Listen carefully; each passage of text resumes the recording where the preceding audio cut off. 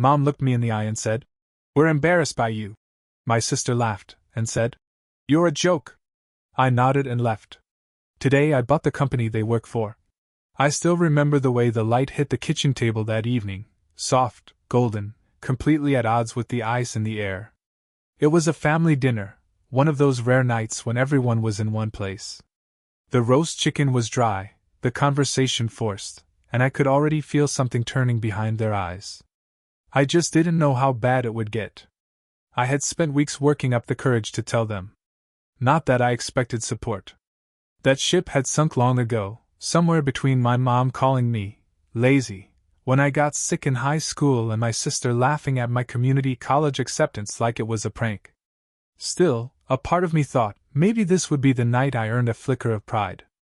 "I'm starting my own company," I said, trying to keep my voice steady. "Tech-based. AI automation tools for logistics. I've got a prototype. Funding's next." My fork hadn't even touched the plate when Mom looked up and locked eyes with me. "We're embarrassed by you," she said flatly. No build-up. No blinking. Just a full frontal punch. Across the table, my sister Rachel let out a short, sharp laugh. "You," she said. "You're a joke." There was no drama, no shouting. That's what made it worse. They weren't angry. They were amused. I nodded slowly. Not because I agreed, but because I understood. Understood that this wasn't just a bad night. This was the truth they'd been waiting to say out loud. I stood up, tucked in my chair, and said, "Thanks for dinner." And I walked out. I didn't take anything with me. Not my coat. Not my pride. Just that sentence. "We're embarrassed by you," tattooed behind my eyes. I didn't cry. I didn't scream. But something inside me shifted, tectonic and permanent. A quiet seething grew in my chest. The kind that doesn't explode, but evolves. That night I slept in my car. And by morning, I had made a decision that would take 10 years to fulfill. I found a dusty studio apartment above a laundromat 3 blocks from the freeway. The landlord didn't ask questions. He took one look at the cash I had saved from my warehouse job and handed me the keys. The windows rattled, the heater wheezed like it had asthma, and the walls were thin enough that I learned way too much about my neighbor's dating life. But it was mine. I bought a used desk for $20, hauled it up the stairs myself, and set it against the only window that didn't leak. That desk became my universe. I slept on a mattress on the floor, ate more instant noodles than I cared to admit, and built my company one line of code at a time. During the day, I worked 12-hour shifts unloading trucks. At night, I studied machine learning, back-end infrastructure, every line of tech documentation I could find. I didn't go out. I didn't date.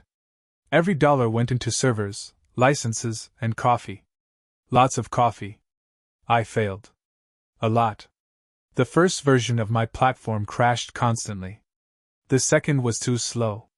The third had a UI so ugly it actually made someone on Reddit write, "I'd rather go back to spreadsheets." But failure wasn't new. I'd grown up with it echoing in my ears, Mom's voice calling me the disappointing one. Rachel smirking behind her perfect grades and curated Instagram. They never said it, but I knew I was the leftover. The spare tire they didn't ask for. What they didn't know was that I listened. Every insult. Every laugh. Every dinner where I was invisible. I stored them away, like fuel. And eventually, something clicked. One of my cold emails landed. A small logistics firm in Iowa agreed to try my software. Then another. Then a shipping startup in Texas. I reinvested every penny into development. Slept less. Ate worse. But the product worked. And slowly, the silence of those early nights gave way to notification pings. Contracts. Growth. By year 4, I had a team of 5 engineers. By year 6, we were breaking even. By year 8, we weren't a startup anymore. We were a threat. That's when I created Argon Acquisitions, a holding company that existed only on paper. No one would connect it to me. Because I had a very specific company in mind to acquire. One that employed a certain HR manager named Rachel. and a middle manager named Margaret, the woman who raised me. My mother. The company was called Dellison Integrated. Mid-sized tech-adjacent, mostly government contracts, outdated software, and an internal culture that reeked of smugness and slow decay. I knew the name well. Mom had worked there for over a decade. Rachel had followed her right in after college, parlaying her degree and her charm into a cushy HR role where she spent more time gatekeeping than managing. I waited until the quarterly reports came out. Dellison had taken a hit, 2 lost contracts, a quiet internal layoff wave, and whispers of a merger to keep the lights on. That's when Argonne Acquisitions made its move. It started with a quiet purchase of stock, just enough to observe, not enough to alert. Then came the quiet talks with the board, a few anonymous tips to competitors about Dellison's vulnerabilities. Within 6 months, the cracks widened, and they were ripe for a buyout. We swept in, wrapped in suits and clean smiles. The CEO of Dellison never saw it coming. By the time the paperwork was signed, Argonne controlled 82% of the company. And I, through a chain of proxies and legal veils, controlled Argonne. The very next week, I walked through the doors of Dellison's corporate headquarters for the first time, not as a visitor, not as the awkward son picking up his mom from work, but as the owner. I wore a plain black suit and didn't say much during the initial walk-through. Most of the team had no idea who I was. I preferred it that way. I let my executives handle the transition meetings while I watched from the glass-walled boardroom. Until my sister walked past. Rachel was wearing heels too high for her role and a confidence that had always been mistaken for competence. She didn't even glance in my direction. Why would she? To her, I was still the loser who had dropped out of business school and disappeared. My mother was harder to spot. She worked from the floor below, in an office lined with plaques and old photos of award banquets. I saw her through the security camera feeds later that night. She still carried herself like she was untouchable. That was going to change. Because the performance review cycle was coming up. And I had just appointed a new VP of compliance. Someone who owed me a favor, and had a knack for rooting out rot. We gave it a name. Internal Realignment Protocol. The team called it IRP. But in my head I called it something else. Reckoning. We launched IRP like a quiet storm. No warning. No memos. Just one morning, every department received an email marked mandatory. Performance audits to begin this week. Full compliance required. Within 48 hours, managers were being interviewed by third-party consultants. Department budgets were pulled. Slack histories, internal surveys, and project timelines were poured over by a data analytics team I personally hired, specialists in organizational behavior and corporate toxicity. By day 3, 2 managers had been suspended.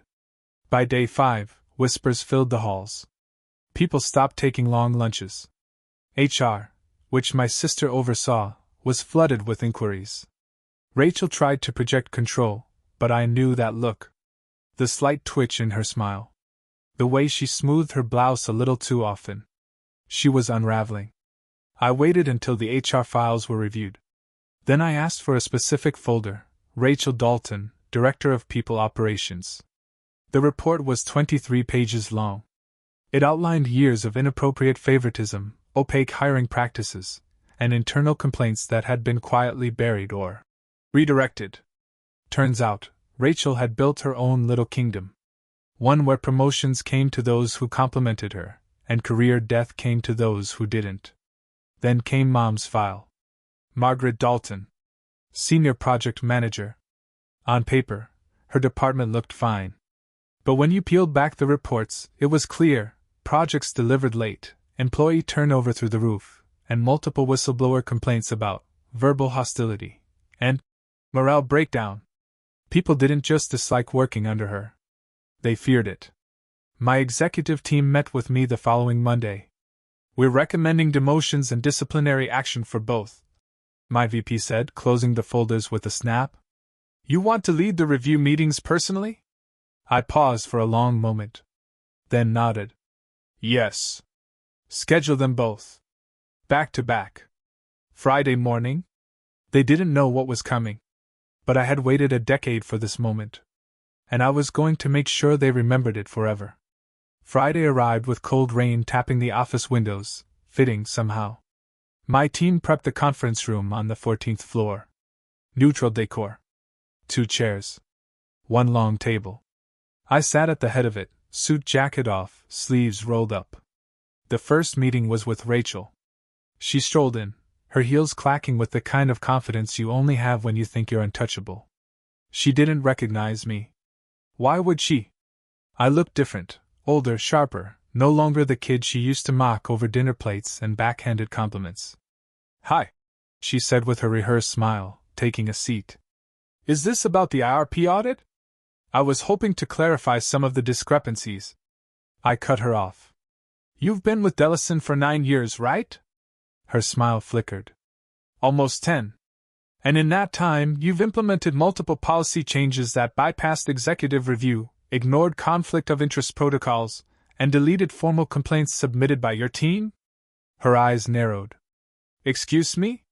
I slid the folder across the table. "That's your HR audit. Every page is sourced, every violation timestamped. It's not just about compliance anymore. This is liability." Rachel leaned forward. "Who even are you?" I stared at her for a beat too long. Then I said it. "I'm the joke you laughed at. I'm the embarrassment Mom tried to erase. I'm the one who left that night and didn't look back. And now, I own this company." She went pale. Her mouth opened but nothing came out. Just a soft gasp, like air escaping from a balloon. "I kept your job title intact for this meeting out of courtesy," I said, leaning forward. "But effective immediately, you're suspended without pay, pending investigation. Your access has already been revoked." "You're bluffing," she whispered. I turned the laptop toward her. Live feed. Her badge had already been deactivated. I watched the truth settle in her face like concrete. And then I said coldly, "Security will walk you out." 2 guards waited just outside the door.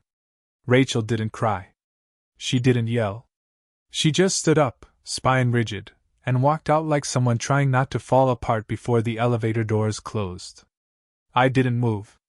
Not yet. Because the next name on the schedule was Margaret Dalton. My mother. 10 minutes passed.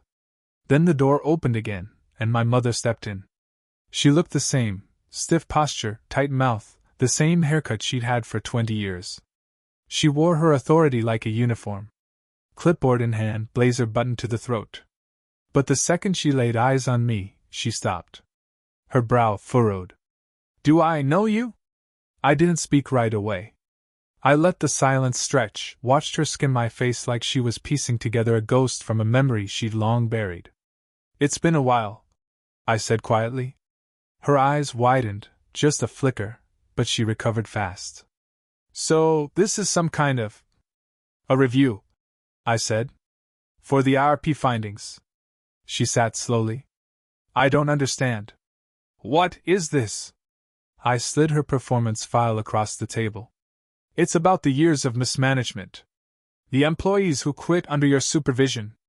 The team members who filed complaints about your hostility, your constant public belittlement, your lack of leadership." Her hand hovered above the file but never touched it. "This is outrageous," she snapped. "I've given this company everything. I've won awards." "Yes. Awards for projects your junior staff completed while you took the credit. The audit team has records, emails, timestamps." She stood up sharply. "Who do you think you are?" I stood too. "I'm the kid you called a burden.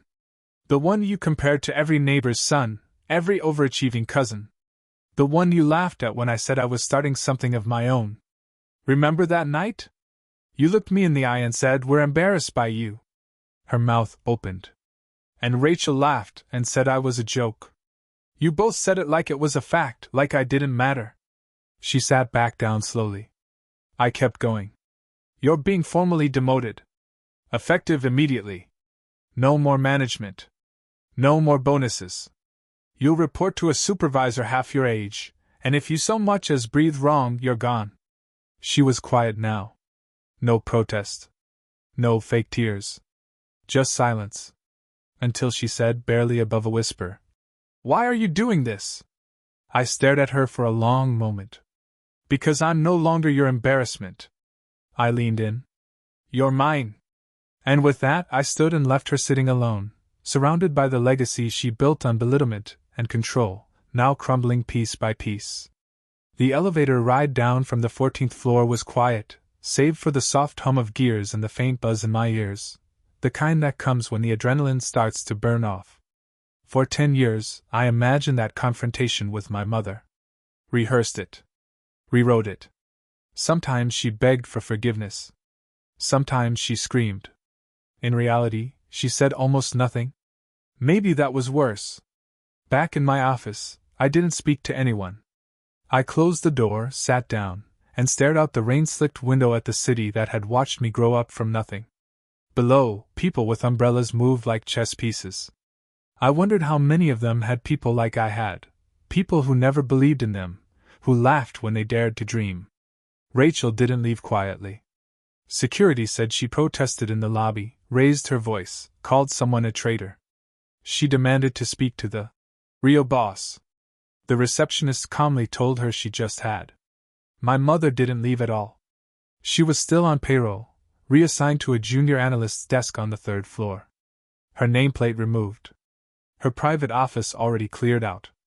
Her team scattered. The woman who once held team lunches and barked orders across departments now shared a cubicle pod with 2 fresh college hires who called her Ms. Dalton and asked if she knew how to use the new project management software. She didn't. Word spread quickly. You can't remove a queen from her throne without whispers. And Ellison's staff weren't blind. They'd seen the favoritism, the toxicity, the way promotions rotated in a tight little circle. Now, the storm had cleared. There was air again. Room to breathe. Employees began emailing my team, thanking us, volunteering for new initiatives, staying late without being asked. Some, I found out, had quietly updated their LinkedIns to reflect new job satisfaction. But for me, that satisfaction hadn't settled yet. One afternoon, about a week later, I was leaving the office when I saw her. My mother, in the break room. Alone. Pouring coffee into a paper cup with trembling hands. No one else greeted her. They'd stopped pretending. Stopped respecting the shell of a title she no longer wore. She glanced up, saw me, and froze. We stared at each other across the hallway like 2 strangers in a house that once belonged to both of us, but had long since been abandoned. I didn't stop walking. I didn't need to. She had said everything she needed to say that night 10 years ago. And I had answered, not with words, but with ownership. The fallout didn't just ripple, it hit like a wave. Rachel's departure triggered a full internal audit of the HR department. We discovered files she'd hidden, candidates she'd blacklisted for personal reasons, promotions traded for favors, and a handful of exit interviews that had mysteriously gone missing. Legal got involved. I didn't have to lift a finger. She had written her own ending. All I had to do was hand them the pen. Within a month, Rachel's professional reputation was scorched. She tried to post online about being wrongfully terminated, but no one bought it. Not after the news broke that Dellison's holding company had cleaned house for ethical violations. Former employees began commenting, some with stories that made even me pause. People she'd ghosted during interviews.